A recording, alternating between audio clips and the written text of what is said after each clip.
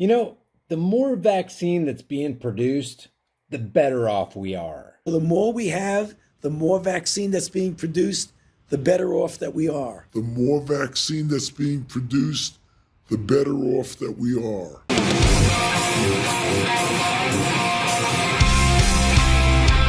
Guys, I use Virtual Shield VPN every single day on my phone and my laptop because anytime I'm online, I want to hide my identity, my activity, and my location. And you can try it for free for 30 days, plus get 30% off by using the link in the description. A poll from May found that only about half of Americans say they would get vaccinated. How much of a problem is that, there are a lot of people out there who simply don't trust vaccines? Well, Wolf, you make a good point, and that's something that we are concerned about. And that's the reason why we are going to take very seriously the issue of community engagement and community outreach. We've got to get out there with people who are trusted at the community level to get individuals to understand that this is extremely important for their own health and, importantly, for the health of the community and the health of the nation.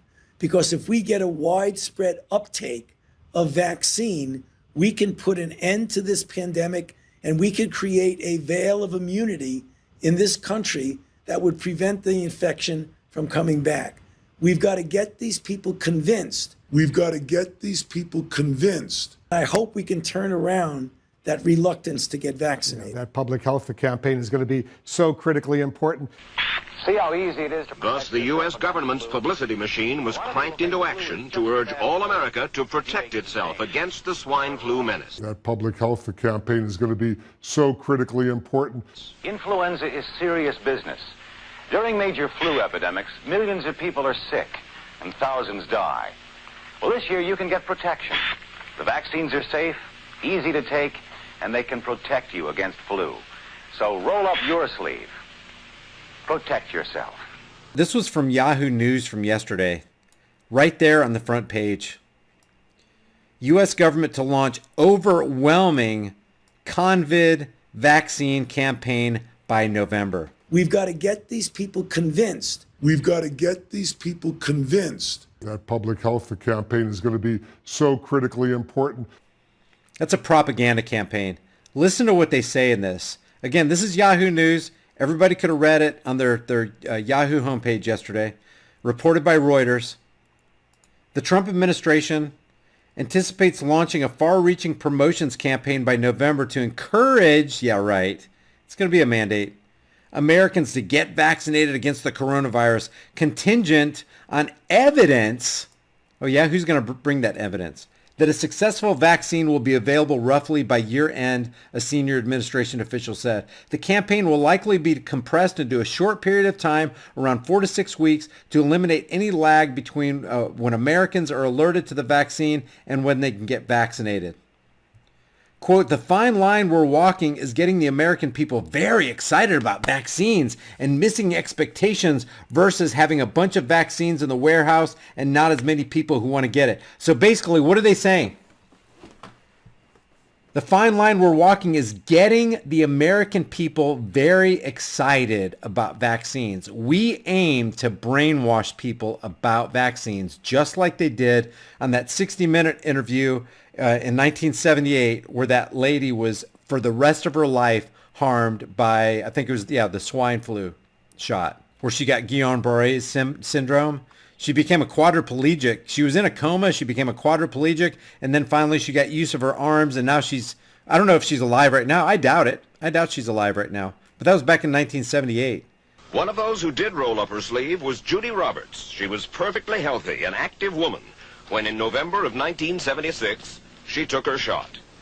2 weeks later, she says, she began to feel a numbness starting up her legs. I joked about it at that time. I said, I'll be numb to the knees by Friday if this keeps up. By the following week, I was totally paralyzed.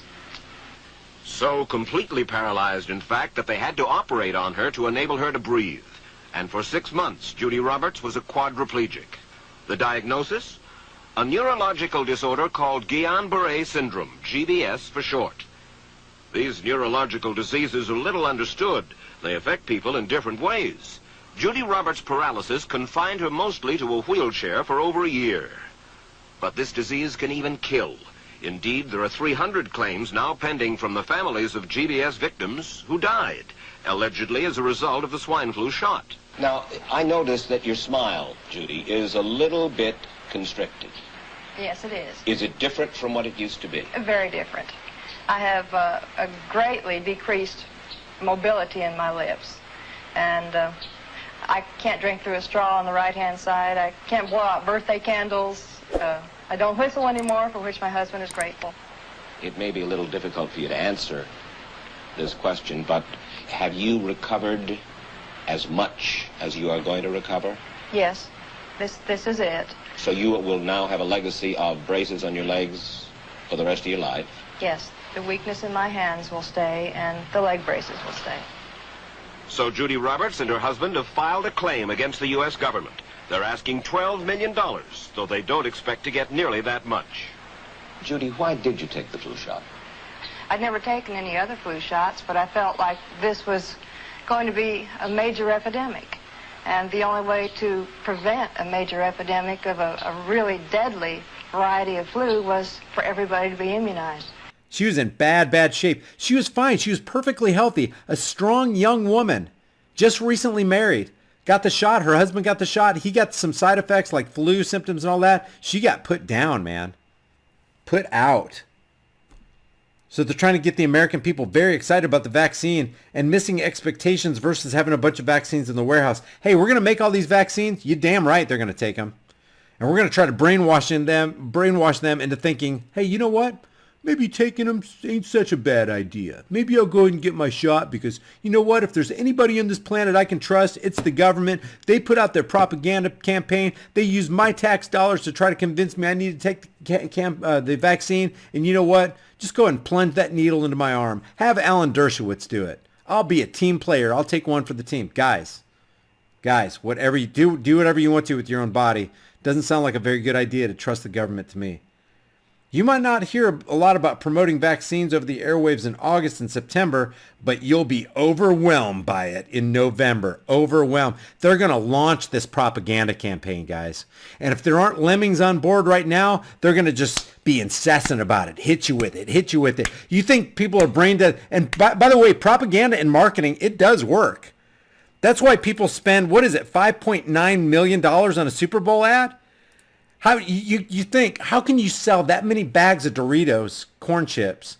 You just dropped $5.9 million for a 30-second spot so a whole bunch of people can see their ad. The reason they drop that kind of money is because it works. They will recoup their investment. That's an advertising investment because people will buy Doritos when they see that commercial. Oh, it's clever. It's funny. And I like those chips anyway. I'll just go ahead and grab a bag. And then they can recoup their $5.9 million for that 30-second spot and then some. Brand recognition, man. That's what they're doing. They are in the marketing business. The government is in the marketing business. They want to brainwash you. They want the goal of marketing, keep in mind, is to reduce your resistance.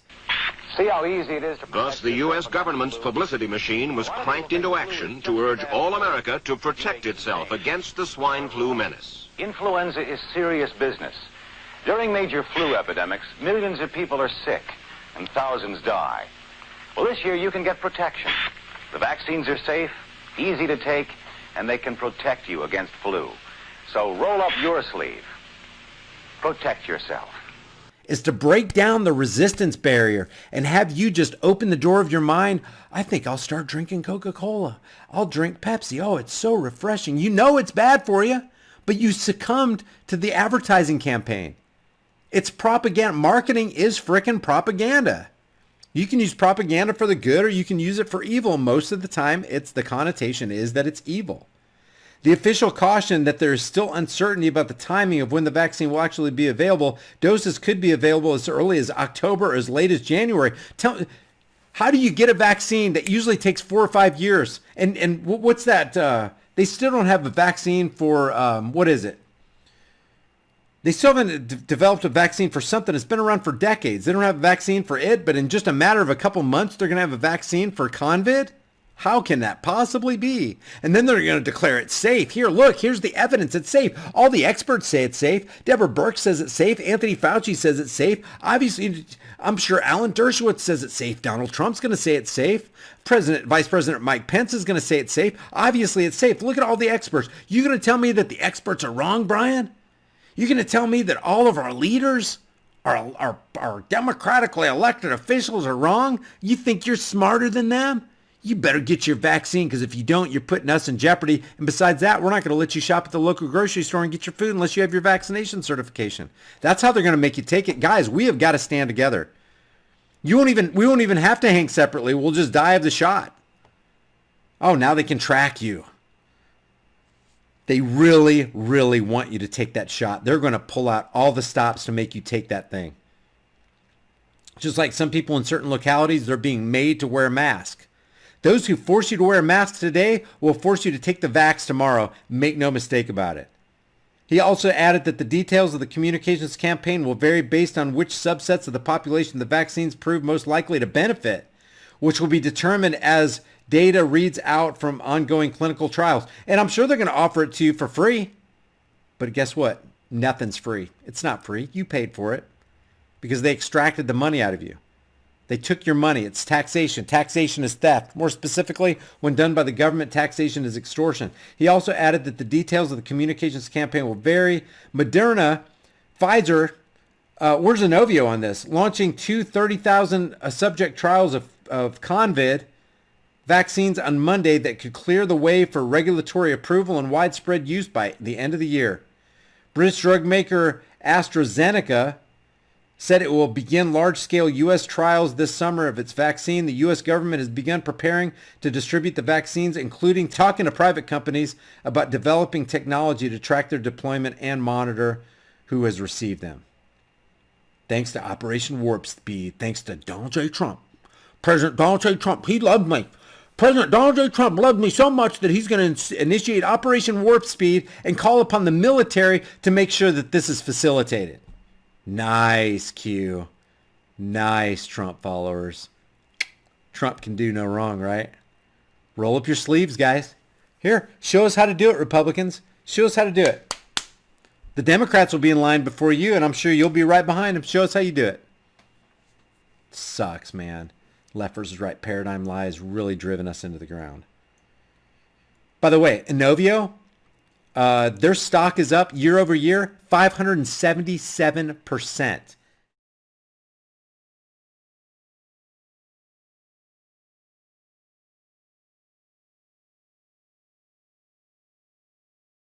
Dr. David Sencer, then head of the CDC, the Center for Disease Control in Atlanta, is now in private industry.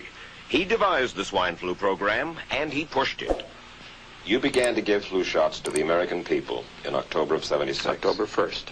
By that time, how many cases of swine flu around the world had been reported? There had been several reported, but none confirmed. There had been cases in Australia that were reported by the press, by the news media. There were cases in... None confirmed. Did you ever uncover any other outbreaks of swine flu anywhere in the world? No. Now, nearly everyone was to receive the shot in a public health facility where a doctor might not be present. Therefore, it was up to the CDC to come up with some kind of official consent form, giving the public all the information it needed about the swine flu shot. This form stated that the swine flu vaccine had been tested. What it didn't say was that after those tests were completed, the scientists developed another vaccine. And that was the one given to most of the 46 million who took the shot. That vaccine was called X53A. Was X53A ever field tested? I can't say. I would have to... It wasn't. I don't know. Well, I would think that you're in charge of the program. I would have to check the records. I haven't looked at this in some time. The information form, the consent form, was also supposed to warn people about any risks of serious complications following the shot. But did it? No, I had never heard of any reactions other than a sore arm, fever, this sort of thing. Judy Roberts' husband, Gene, also took the shot. Yes, I looked at that document. I signed it. Nothing on there said I was going to have a heart attack or I'd get Guillain-Barré, which I never heard of. What if people from the government, from the Center for Disease Control, what if they had indeed known about it? What would be your feeling? They should have told us. Did anyone ever come to you and say, you know something, fellas? There's the possibility of neurological damage if you get into a mass immunization program? No. No one ever did? No. Do you know Michael Hapwick? Yes. Mm-hmm. Dr. Michael Hapwick directed the surveillance team for the swine flu program at the CDC. His job was to find out what possible complications could arise from taking the shot and to report his findings to those in charge.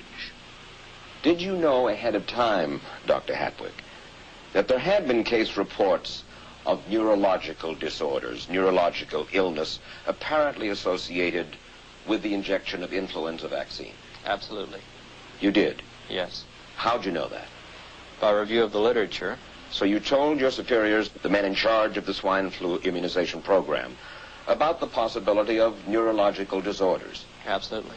What would you say if I told you that your superiors say that you never told them about the possibility of neurological complications? That's nonsense. I can't believe that they would say that they did not know that there were neurological illnesses associated with influenza vaccination. That simply is not true. We did know that. I've said that Dr. Hapwick had never told me of his feelings on this subject. And he's lying. I guess you would have to make that assumption. Then why does this report from your own agency, dated July 1976, list neurological complications as a possibility? I think the consensus of the scientific community was that the evidence relating neurologic disorders to influenza immunization, that they did not feel that this association was a real one. You didn't feel it was necessary to tell American people that information? I think that over the years we have tried to inform the American people as fully as possible. As part of informing Americans about the swine flu threat, Dr. Sensor's CDC also helped create the advertising to get the public to take the shot. We've got to get these people convinced. We've got to get these people convinced, and I hope we can turn around that reluctance to get vaccinated. That public health campaign is going to be so critically important. We've seen some crazy crap happen in the past month that we never thought would happen in the United States of America. People fighting over toilet paper and disinfectant sprays, reports coming in from all over the place of empty store shelves, no meat, no chicken, no eggs, the rice is gone. The last thing you want to do is be at a store fighting over food with the rest of the lemmings. But you can sidestep all that by going to my website, preparewithhighimpactflix.com, where you can pick up a couple months worth of delicious, nutritious, 2,000 calorie a day food that can store for up to 25 years. The site is preparewithhighimpactflix.com, and I'll throw that in the description and in the pinned comment for you. Never underestimate the power of stupid people in large crowds. It's better to have a food supply and not need it than to need it and not have it.